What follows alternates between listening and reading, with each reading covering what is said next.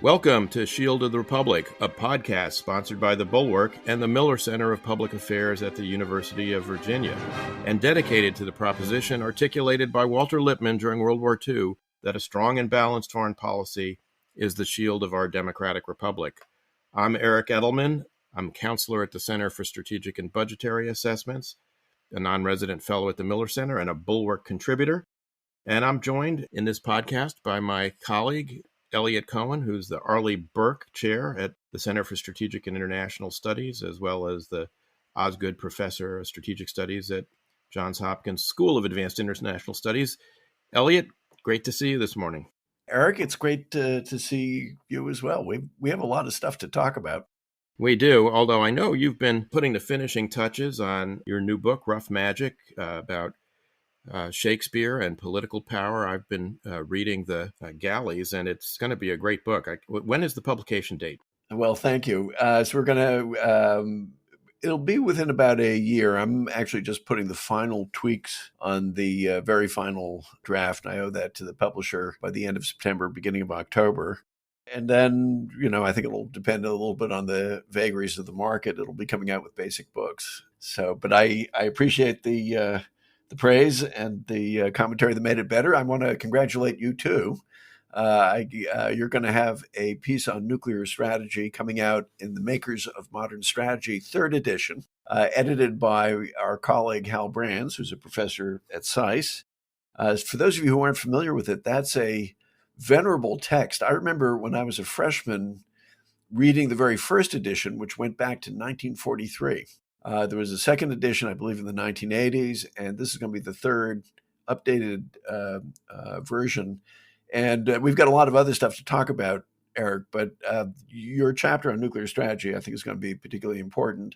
In fact, so important that on a future episode of Shield of the Republic, I think it's time for us to talk about nukes. I'll look forward to doing that with you. I mean, I wrote this essay with some trepidation. I mean, in the first edition of Makers of Modern Strategy, which came out during World War II that you referenced, there, of course, was no chapter on nuclear strategy because there were no nuclear weapons. And in the 1980s edition, the chapter was written by our friend Lawrence Friedman. So, I'm wading into this contested area with great trepidation. But I think you'll hold your own. I'm looking forward to the book coming out and all the hate mail I'll get from the arms control community, but never mind.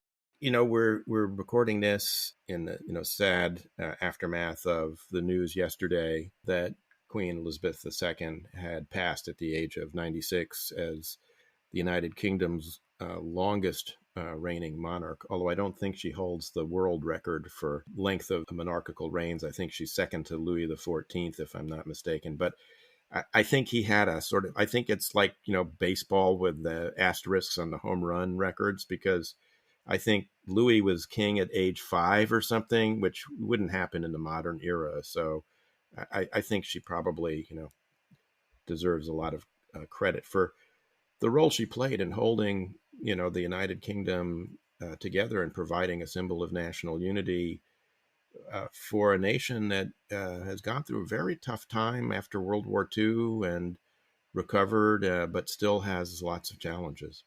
First, that's clearly the case. That if you look at how Britain experienced its post-imperial period, they got off a lot easier than a lot of other countries did, and I think that's in part because of the strength of the continuity of the institutions, and she was a living symbol of that. But I think there was something more to that. I mean, all the commentary talks about her sense of duty right to the very end. I mean, she greeted her new Prime Minister, Liz Truss, just 2 days before she passed. Her 15th Prime Minister. And I mean, her two Prime Ministers at either end were born over a century apart, which right. is something to think about. But I think even for those of us who are not, part of the Commonwealth, she represented a kind of commitment to public service and duty that's truly extraordinary. I mean, it's only matched in some ways by those popes who've gone, like John Paul II, who just stuck it out to the bitter end, even when he was terribly ill. And I think there's in a era when we could use a very large dose of the traditional values of sense of duty and responsibility and stoicism and even a kind of a certain reserve. She symbolized all that. So we extend our condolences to our friends in Great Britain and elsewhere who are mourning the loss of their monarch. And I guess I'll say one other thing, which is, I think both you and I are sentimental and judicious Anglophiles, but Anglophiles nonetheless, and appreciate what Great Britain has offered the world and has offered us. And it's, and you see that even today, maybe this can be a transition to our next topic, in Ukraine, where you really have to say that after the Poles and us, of course, it is the Brits who have really exercised a great deal of leadership and courage and whatever else you think about Boris Johnson, the fact that he went there repeatedly, that he said the right things, it tells you something essential about Great Britain. As did Liz Truss, whose record otherwise I would say is maybe a little, spotty and not necessarily what one would have anticipated as the prelude to becoming now the king's first minister, in the United Kingdom. Before we leave the topic, though, Elliot, I want to ask you a question, which is about the staying power of the monarchy and what that might portend for the future of the United Kingdom. I mean, after all, there have been persistent efforts for Scotland to declare, independence. One of the issues over Brexit has got to do with Northern Ireland, which is very complex. And I mean, Liz Truss, interestingly, when not that long ago in the mid 90s, when she was still in university, was actually before she became a Tory. She was the head of the university Lib Dem party and was an outspoken Republican. I mean, she called for the disestablishment of the monarchy. And I guess the question that lingers in my mind, Elizabeth, for all the reasons you described, her devotion to duty, to country, to the church that she was the head of, symbolized national unity in a way that I wonder whether her son, King Charles III now, will be able to do, and whether this is the beginning of either a transition in the monarchy or beginning to open the door to people in Britain who are in pretty tough economic circumstances right now, saying, why are we paying all this money to support these people who basically do nothing but live off the public trust? So this is very uncharacteristic of me, but I'm actually rather optimistic in some respects. First thing, actually, you mentioned Scotland. I remember there was an interview with Alex Salmond early on, leader of the SNP, and he was asked about the monarchy, and he was not a Republican. He said, "Oh well, no, she remained the Queen of Scotland." Mm-hmm. And well, of course, the family was rooted in Scotland. Her and mother. the family's rooted there, but in other places too. So efforts, say in Australia, which is an inherently Republican kind of place with a small R, have always failed. I think there's something about the enduring appeal of the monarchy. I mean, Elizabeth was unique because of the personality. I think also because of the link to the World War II generation, and there are a number of ways in which she would make references to that, at the beginning of COVID, for example, where she's quoting a famous song from World War II. That said, I think Charles may be somewhat underestimated. First, this sounds silly. He looks the part. He is a distinguished old gentleman. He also, I think, has the public service ethos. He's actually done quite a bit with philanthropy. He has been a bit more outspoken. I would say more outspoken than his mother, although in ways that people, I think, now kind of like. He called out horrible modernist architecture for what it is, famously describing, I think, a proposed extension to, what was it, the National Gallery or something like that, as a giant carbuncle. And guess what? It killed it. And that was a good thing. He's been sensitive on environmental issues. And some of the other things he's probably a little bit loopy on. But I think the main thing about the British monarchy and about that family, it has been a very adaptable institution. And they have been very self-aware And Elizabeth was self-aware about what are the things that you need to do to adapt to modernity. And one thing about Charles is he has, I think, made it quite clear that he wants to see a slimmed down monarchy, and which is a good idea because a lot of the members of the royal family, turned out to be a pretty scruffy lot, and so I think he will limit that. And I think the British conception of monarchy will continue to work for Britain. That is not quite like the Scandinavian, bicycle riding kings, but embodying continuity. This is the kind of thing a conservative would say. I think in a country like Great Britain, or for that matter, the United States, in a different way, people want some sense of fundamental stability and continuity in a world of upheaval. And I think the British royal family can serve that purpose. Now, what may happen, I can imagine, is that there'll be other countries which decide that they don't want to have the royal connection, the way, say, India did it from the outset. The only problem with that is, the monarchy does serve a very useful role of having the dignified part of government, as Bagehot said, while the politicians get on with the efficient part, the kind of the messy work of governing. And one of the things I know the Australians ran into in their debates about this was, okay, well, exactly what kind of system do we want to create that will have, where you'll have somebody filling that head of state function, given that you've got a Westminster parliamentary system with prime ministers and so forth.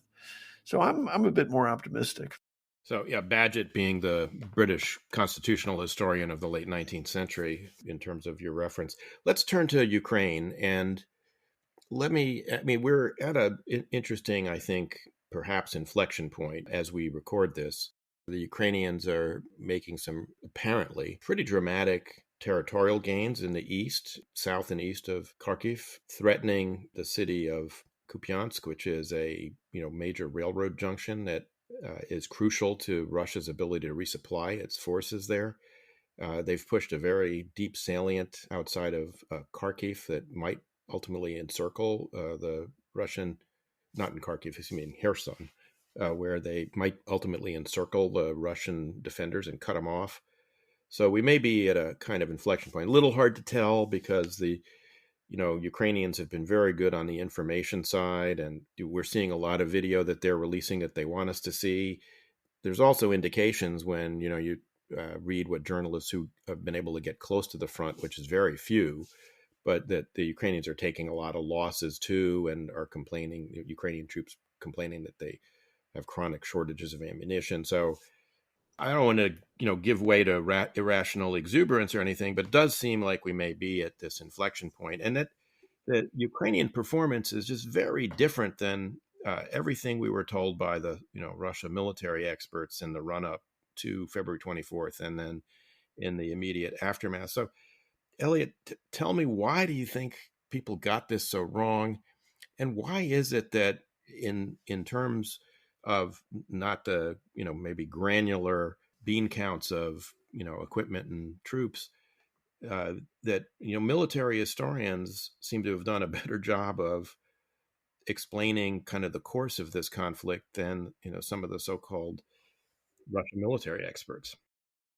So that's a really interesting question. I've been actually working on a project with a friend of mine who's a military historian, Phil O'Brien from St. Andrews, who actually I would like to bring on to Shield of the Republic sometime. He's a historian of World War II. And I think you're right. I think the military historians, people like Phil, and a couple of retired generals, I would point to Mick Ryan, who I'm glad to say got a master's degree at SAIS, retired Australian two-star, Ben Hodges, former commander of U.S. Army Europe, Mark Hertling, also have got it more right. So I think there are a number of reasons. First, a lot of those Russian military experts knew nothing about Ukraine. Some of them had never even been there. And I think they tended to absorb a certain amount of the Russian dismissiveness towards the Ukrainians. And one of the things that's so striking about Ukrainian performance is it makes you realize they really are very Western, They are part of the West, and it shows in a number of ways. I think, including their attitude towards casualties, but also their agility, their values, and that I think that part of this is a general underestimation of the Ukrainians, and I think people like Ben Hodges and Mark Hertling, who had some experience of dealing with the Ukrainians, had a more optimistic view. But I think with the Russian military analysts, there are several things at work. One is, like most analysts, they were looking at a lot of the stuff you can count and that's tangible. So they were looking at numbers of tanks and whatnot, and those pieces of Russian kit, which at the upper end are quite good. I mean, the Russians do make, when they work at their best, great missiles and so forth. And I would say another thing, analysts tend to be intellectuals. Like most intellectuals, they tend to overvalue ideas. And I think they fell in love with Russian military doctrine, which is very sophisticated. I mean, the brain of the Russian military is quite good. And so if you look at someone like Valery Gerasimov, the chief of the general staff, the guy writes articles, he writes books. He's undoubtedly very smart. But that has nothing to do with the texture of the military itself. I think military historians tend to instinctively understand that militaries, broadly speaking, with exceptions and cutouts, reflect the societies from which they emerge. And so the first thing is I would say the historians, I think, have a much more nuanced set of instincts about, the way in which Russia's corruption and brutality gets reflected, in some ways even magnified, one can argue, in the Russian military and its performance. And I think the military historians also tend to understand that, you may have all the clever ideas in the world. What's going to matter is actual implementation. And then finally, I think they have a sense of perspective that, I think the historians looking at the Russian laydown of forces said, wow, you're going to try to take over a country the size of France with 150,000 troops? Really? And, the numbers just didn't, in that sense, the overall numbers didn't add up. Now, the analysts have kind of pulled in their horns considerably because they were really proven to be wrong on a number of things. So I think there's more of a convergence now. I wouldn't give way to irrational exuberance, but I think, a degree of rational exuberance may be called for. I think the Ukrainians have done extraordinarily well. And I'll say it here, and I've said it in other cases. This could go any of a number of ways. It could still go very badly for the Ukrainians, obviously. It could settle just into complete stalemate where it doesn't move. But I think it's equally possible that you're going to see Russian collapses, and some of them may already be happening, where you have mass surrenders. There have undoubtedly been mutinies, people shooting their officers, that kind of thing. And the Russians are now in this situation where they don't have the time to rebuild their military. And so they're throwing together scratch units. They're throwing in regionally recruited units, which they've never done before. They always, typical imperial power, they wanted a mix of people from different parts. They've lost their most experienced officers, and so on. And so I think they're caught in a sort of a vicious circle of military decay. And, that eventually, when that happens, eventually units just crack. What do you think? No, I agree, and we've talked about it a couple of times in previous podcasts with other of our guests, Dan Freed and John Herbst. But there is historical precedent, for this. And in 1917, the Russian Imperial Army just sort of melted away. You kind of anticipated my question. I was going to ask you kind of a variant of the question that our former colleague Dave Petraeus asked Linda Robinson. How does this end? Tell me how this ends. Yeah. And I mean, my own view, for what it's worth, is, it ends one of kind of two or three ways. I mean, one is the variant we've just discussed. The Russian military just collapses. Now, whether Putin recognizes that or not, or whether he tries to maintain the fiction that something is continuing, but in effect, the Russians end up, they may still hold Crimea, but pretty much not much, and maybe some of Donetsk and Lugansk, but not much else.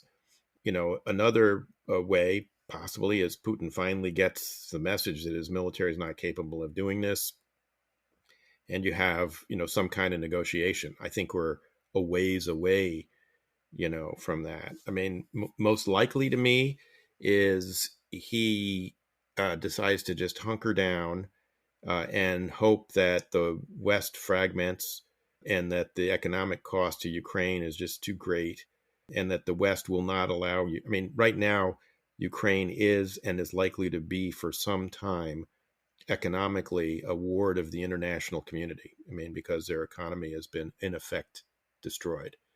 And so, the question is, how long can that go on for? I agree. I think those are all plausible. I think it's, there's so many unknowns in this. One of the biggest unknowns is what's the state of Kremlin politics and whether there are things going on. I mean, I tend to think that there are. So there was like recently a petition by half the city councilors in St. Petersburg to, indict Putin for treason or something like that. What's his name? The arch propagandist, Mr. Solovyov, shows up beaten up. I mean, he's got bruises all over his face. And this is undoubtedly a guy who has a bodyguard with him all the time, which tends to make me think that, somebody wanted to send him a message. So I think there's probably there's a process underneath. I doubt that Putin fully understands what's going on. I will add, one thing, and this I was going to add this to the original analysis. I think all of us, but actually probably Putin more than anybody else in the West, they're operating with the overhang of World War II and a kind of a mental image of the Russian army as, maybe stupid in some places, maybe clumsy, maybe heavy-handed, but boy, just relentless. And, will just persist and they'll take terrible casualties, but they can take terrible casualties and nothing much will happen. And that has informed a lot of the poorer analysis in the West, but it may also be poisoning Putin's understanding of his own world. I know we need to move on, but the losses here, just to foot stomp something you said, have been staggering. And for our, listeners, to put it in some perspective, I believe, from discussions I've had with some senior Pentagon officials, they believe the Russians have had, somewhere, up to and north of 80,000 casualties, probably close to 50,000 killed. Now, that's pretty close to the number the Ukrainians are carrying. And I just saw yesterday, there's allegedly a Russian Ministry of Finance document that claims I saw that the Ministry of Defense has provided them with information, and this was as of late August, that 48,000 have been killed. So that's pretty close again to the Ukrainian number. For a force that began as a force of about 150 to 175,000, I mean, it's just an astronomical casualty. Some of their very best units, their Spetsnaz units, have been decimated. So, I mean, in some sense, if Putin really understood what was going on, he would understand that, the Russian military, put aside its nuclear forces for a second, its conventional military is just being destroyed, and its ability to defend against any other threat is being reduced to almost nothing. Yeah, if you think that they've taken around 50,000 dead, and even if you don't use the usual, and in the United States, it's an 8-to-1 ratio of dead to wounded. World War II is like 3-to-1. Even if you say it's less than that because of catastrophic kills and terrible battlefield medicine, if they are taking 50,000 dead, you have to assume that there's at least that many seriously wounded, and maybe more than that. You add that up. I mean, this means that over 10% of the entire pre-war Russian military has either been killed or wounded. We haven't even talked about captured. And that's everybody. That's the strategic rocket forces, it's the Air Force, and so on. So it is undoubtedly a military crisis. They're clearly finding it very hard to fill the ranks. They're going around to prisoners. There was one report of psychiatric hospitals. As I mean, recruiting stations, it's a new one for me. Yeah. yeah. So I think they're in trouble. I think we're going to have a lot to talk about Ukraine. I think over the probably the next few months, but particularly the next couple of weeks.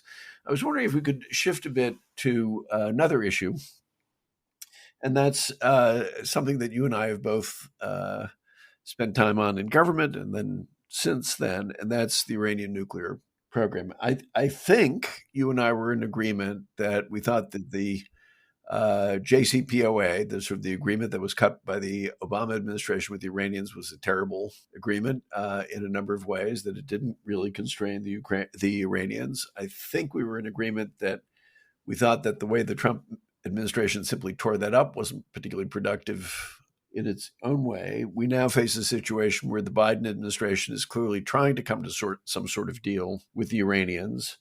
I think both of us would agree that you simply cannot trust them.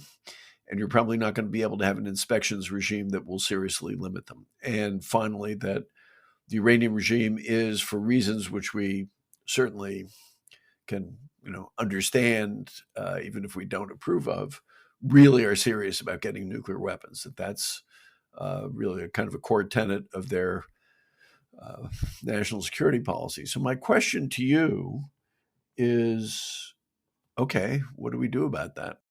It is a big question. I guess first I would say, in full disclosure for our listeners, I testified in front of the Senate Armed Services Committee in August of 2015 when they were holding hearings on the just negotiated JCPOA against the deal. I was on a panel with our former colleague, Ambassador Nick Burns, now our U.S. Ambassador to People's Republic of China, with Richard Haass, the president of the Council on Foreign Relations, and with Michael Hayden, the former director of CIA. All of them had reservations about the deal. I was the only one who basically counseled members of the Senate to vote against it if they had the opportunity, which they didn't, because the Obama administration, chose not to have a vote because they would have lost the vote, even though the vote wouldn't really have stopped them from negotiating. So, look, the agreement was bad to begin with, and it was bad for a couple of reasons. One, the timelines that it set, the so-called sunset clauses that would expire the various limitations on different aspects of Iranian nuclear development, would expire after 8, 10, and 15 years. And that was in 2015. We're 7 years on. So, limitations that would expire in 10 years in 2015 will expire in 3 years now. And so the timeline has, moved apace. And the Iranian program has advanced dramatically because since President Trump pulled out in 2019, the Iranians have been enriching more and more uranium at higher and higher levels of enrichment, coming closer and closer to those levels that they would need to have fissile material to make a weapon, and using more advanced centrifuges that enable you to do this if they're deployed at scale, in a much more rapid time frame. And the Biden administration and Democratic platform on which they were elected promised to have a agreement that would be longer and stronger, but it's hard to see, how they're going to do that. I mean, if they get back into this agreement, as in as much as we can understand what has been agreed so far in these indirect talks, because the Iranians refused to talk to us, it's going to be a weaker agreement, and the prospect of getting a longer and stronger one will be undercut by all the sanctions relief that they're going to get for coming back into the old bad agreement. So, we're in a very bad place on this. The question, of course, that then presents itself is sort of, well, what's the alternative to an agreement? The Obama administration, when they negotiated this, made the argument that the only alternative to this was war. And the Biden administration hasn't quite been that stark in the way they've presented it, but their position is basically the same. Rob Malley, the negotiator, when he testified a few months ago before the Congress, basically said there is no non-diplomatic alternative. We only have a diplomatic, alternative. And my concern here is that the Biden administration is going to settle on a strategy that will be to pretend that negotiations are continuing, even though nothing really of substance is going on. The Iranians are making, they're demanding more and more, including in particular, and this is something I think the administration is kind of stumbling over.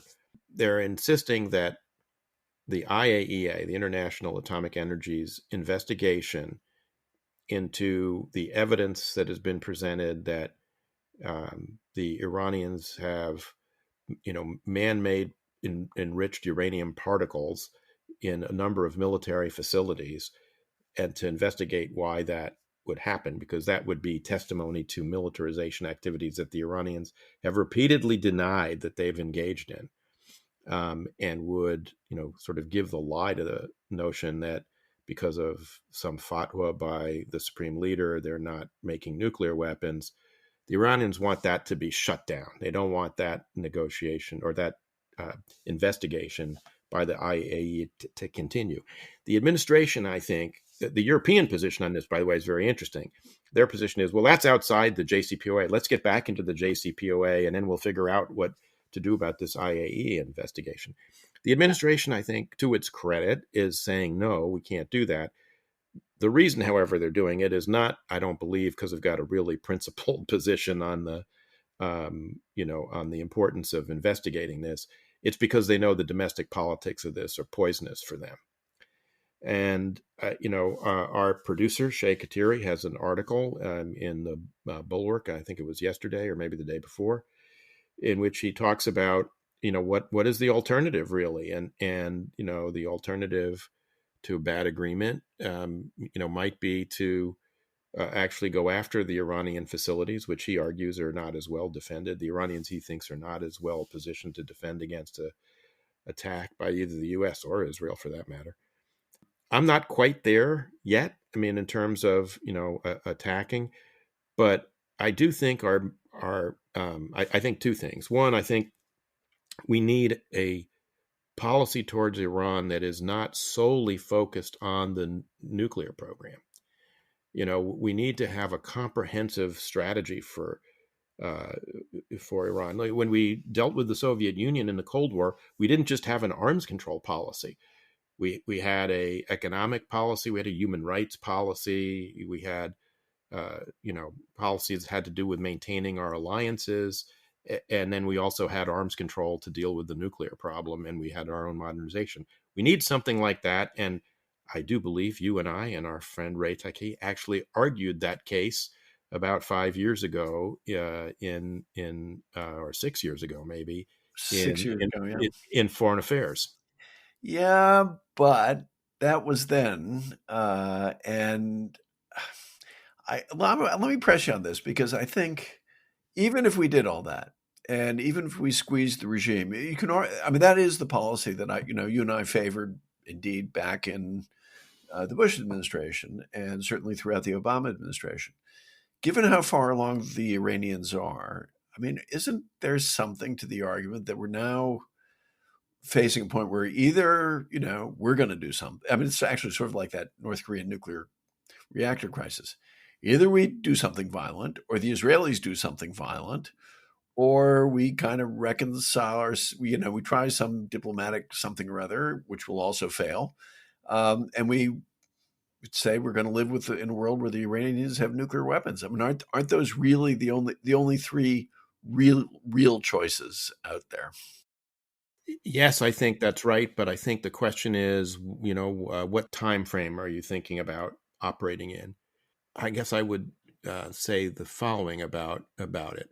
One, I do think our diplomacy all along has been disabled to some degree by the fact that I don't think the Iranians have ever, including in the Trump administration, thought that we had a credible military threat that we might follow up on and use against them.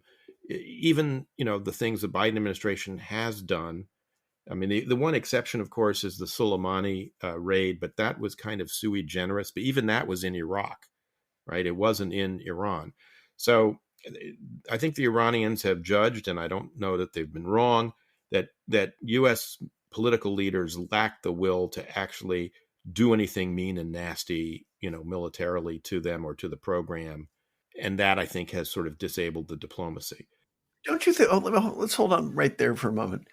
Don't you think that you should only threaten that kind of thing if you really mean it? Yes. Yes. So, what are the circumstances under which you would say advise President Biden to launch the B-2s or whatever it would be? So if you think, so here's the problem, I think. American presidents, going back, multiple administrations of both parties, have said it is U.S. policy not to allow Iran to have a nuclear weapon.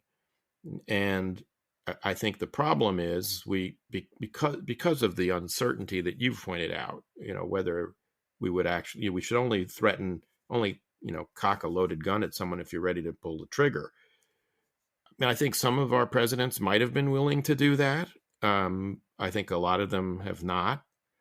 And I think overall, the Iranians have concluded, for a variety of reasons, that we lack the will to do it. I guess where I come down is we may very well, the consequences of allowing Iran to develop a nuclear weapon and deploy it, I think, mean that the one unambiguous achievement of arms control, in the post-1945 era, the Nuclear Nonproliferation Treaty, will be a dead letter. And we will have to start contemplating living in the nightmare world that Jack Kennedy described in 1963, 6 months before he died, with, not just the 9 nuclear powers we have now, but maybe 15 or 20. I do think you will have a cascade of nuclear weapons development, first in the Middle East and then maybe elsewhere. So let me ask. And so I think just to finish the thought, Elliot, I would like, before we get to the military options, to actually give one chance to diplomacy that's actually backed by some serious force and an overall policy, not just focus on the nuclear question and leave everything else sort of in abeyance as we have done. So 2 questions. First one should take a short answer. Do you think the Biden administration is capable of following the policy line you just laid out? Probably not. Okay. Second question is, okay, let's assume Biden has a change of heart or something, and the B-2s and whatever else we throw at them fly. And, there's 5 days of hard pounding and, underground centrifuge halls being smashed to smithereens and so on. Well, what happens next? Yeah, I think, people are kind of used to these raids like Osirik and El Kibar that you and I were part of the second episode, and have that in mind as how this will happen. I don't think so. I think what you're going to have here is, because so much of this is deeply buried, and anything that you do militarily will only drive the Iranians to reconstitute and re-up their effort in even deeper underground facilities. I think you're going to have to go back and mow the lawn. This is going to be more like what the Israelis call mowing the lawn. You'll have to have occasional repeated raids against their facilities as long as the mullah's regime is in power.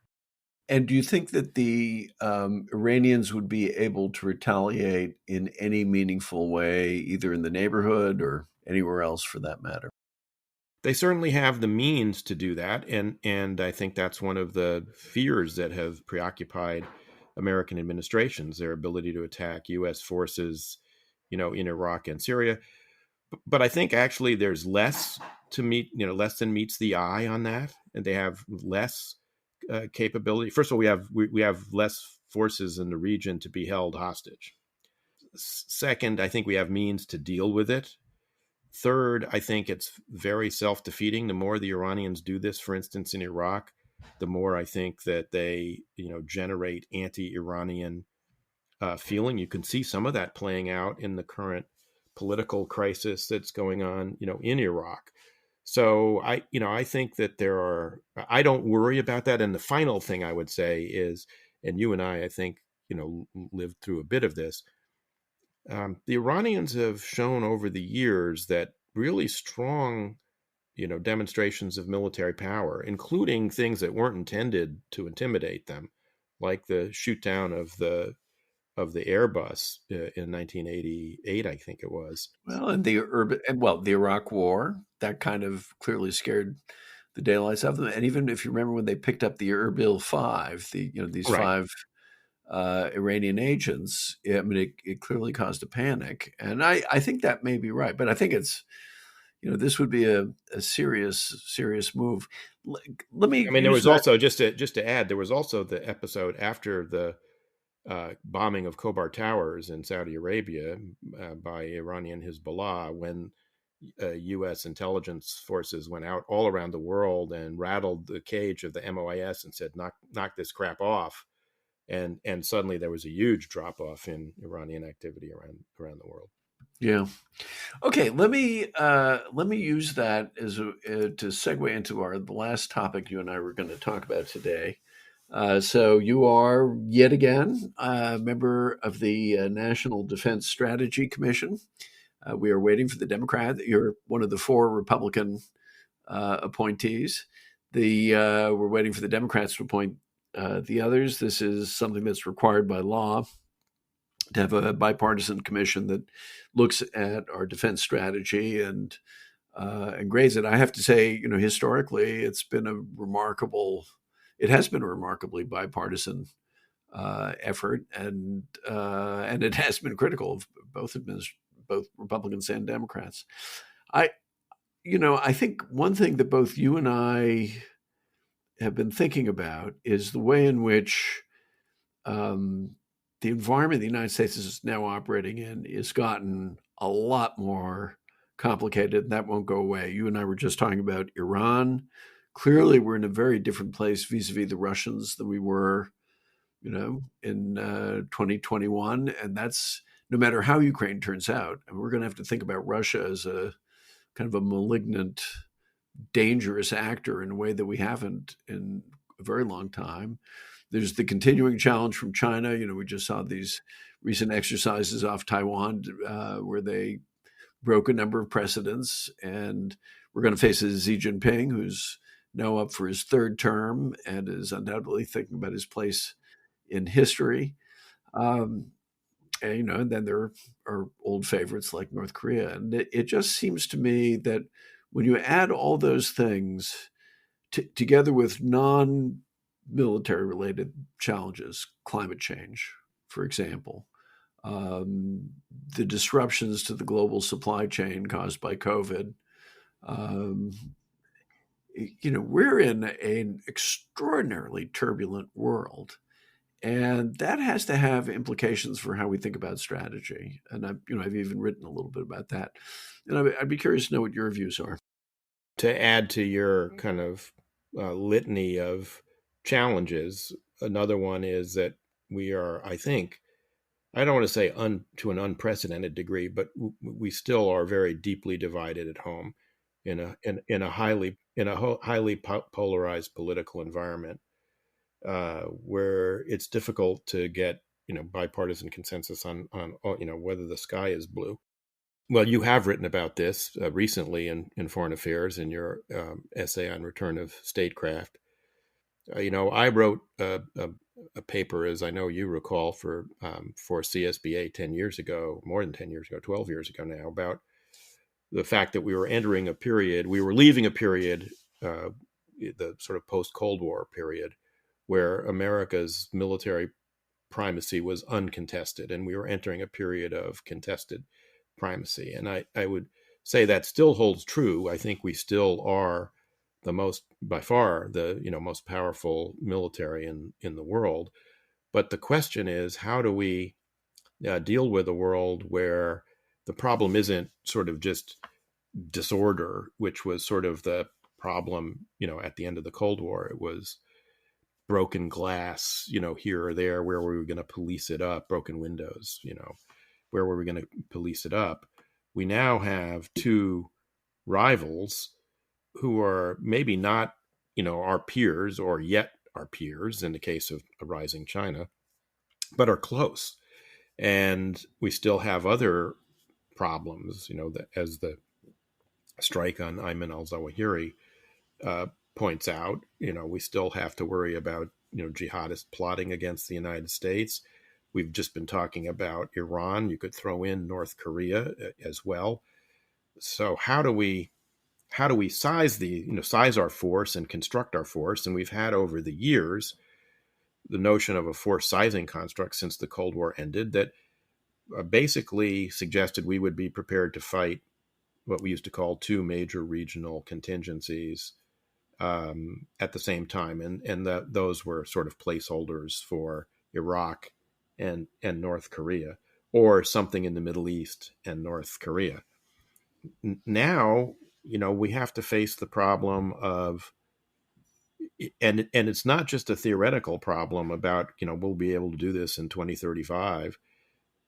We now have in real time, an indication of what do we do with Russia in Ukraine, and what do we do with, China in Taiwan in the aftermath of all the military activity that China unleashed in the wake of Speaker Pelosi's visit to Taiwan.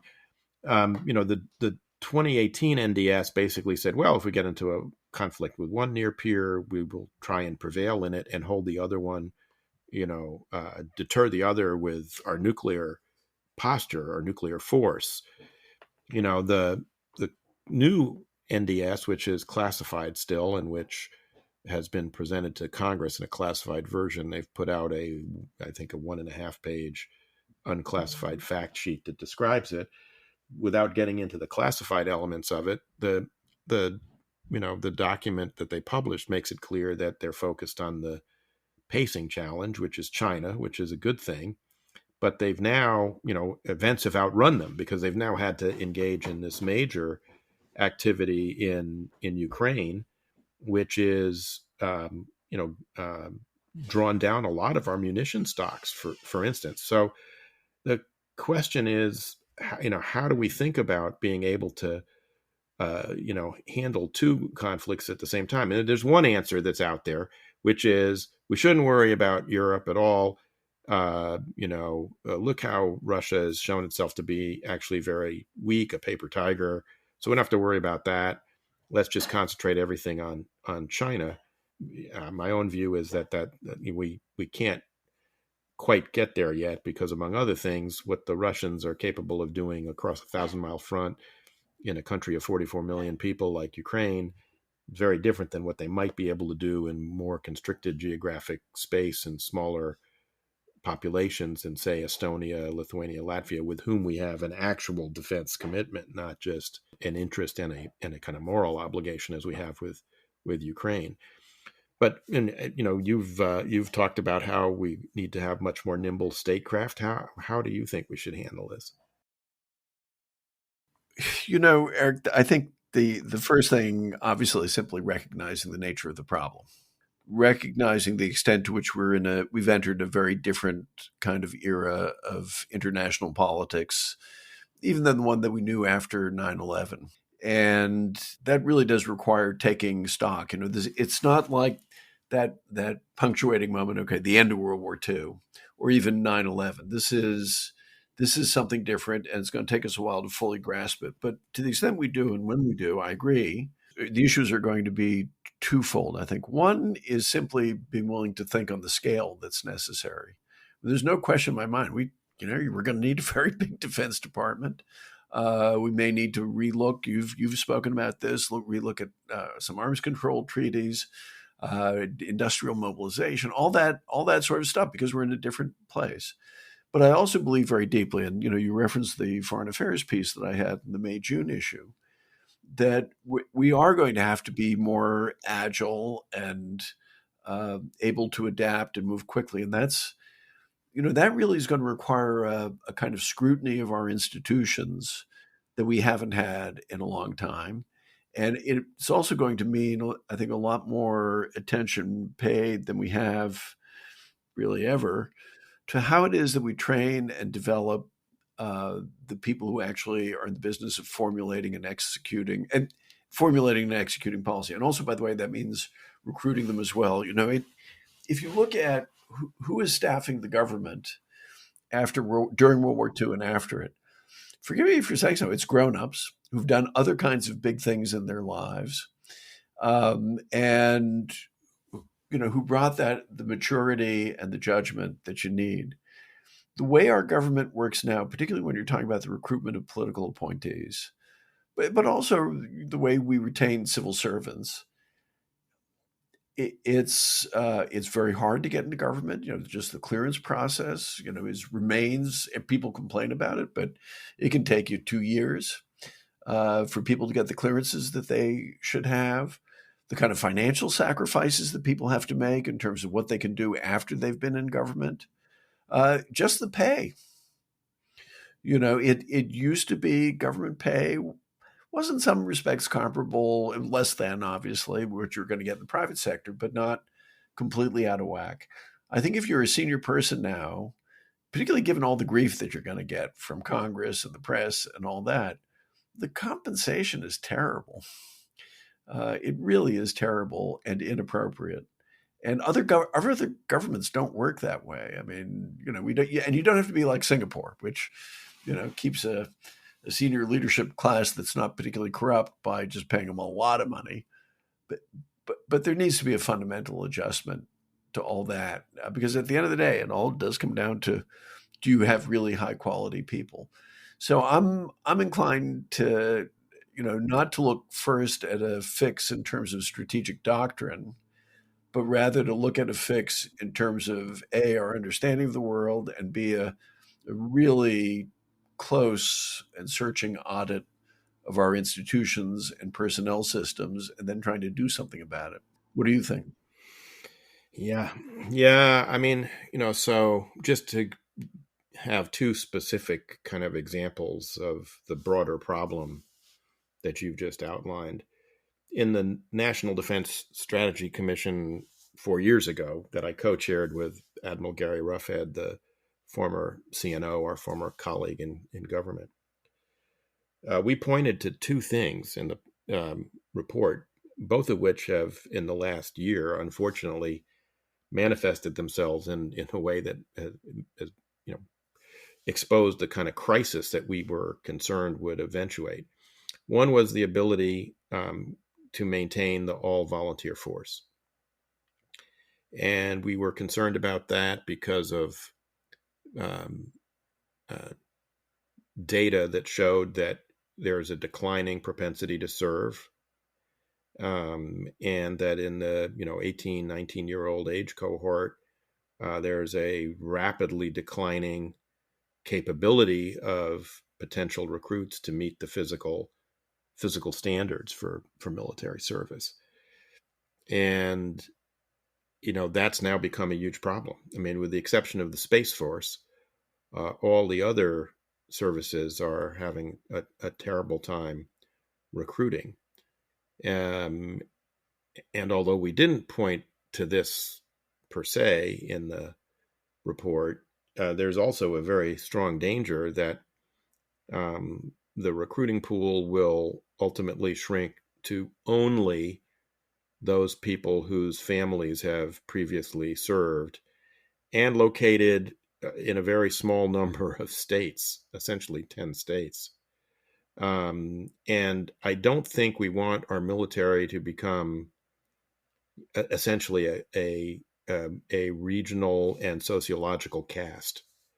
I mean, I think that would, among the other dangers our democracy faces, I think that would be, add to the list.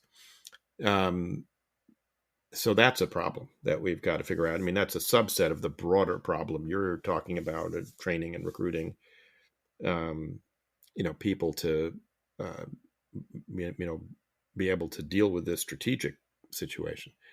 The other thing we pointed to is the fact that in the counter ISIS campaign, in 2015, we almost ran out of precision munitions, and that we pointed to our supply chain, and that was before COVID and the supply chain issues that have made things even more complicated. But, the depletion of our stocks of javelins, our stocks of Stingers, the fact that it took 8 years essentially to produce the number of Stingers that we have shared with Ukraine.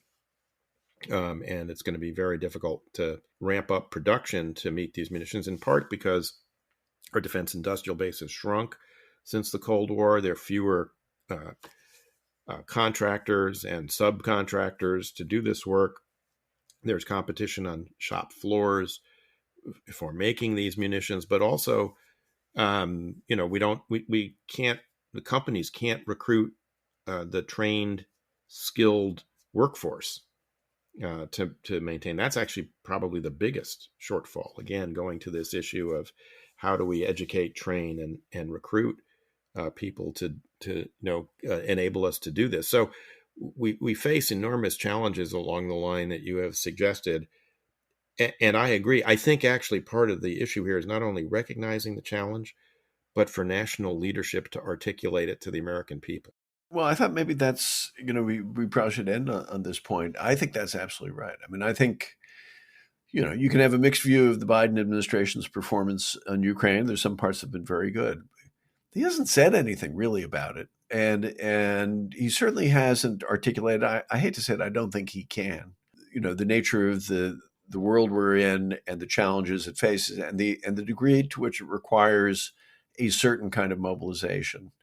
If there's one thing we're relearning, it's the importance of persuasive speech, and of a president who can stand in front of the American people and say, "Look, this is the challenge that we face. These are the things we have to do to meet it. Follow me." And I don't think that's just about bipartisanship. I think both. I will say that I think both Biden and obviously not nearly as bad as Trump, but Trump too, just personally incapable of doing this. And, Obama would have been capable of it, but he was too Self-absorbed and in many ways shallow. George W. Bush could rise to those kinds of moments, I think, occasionally.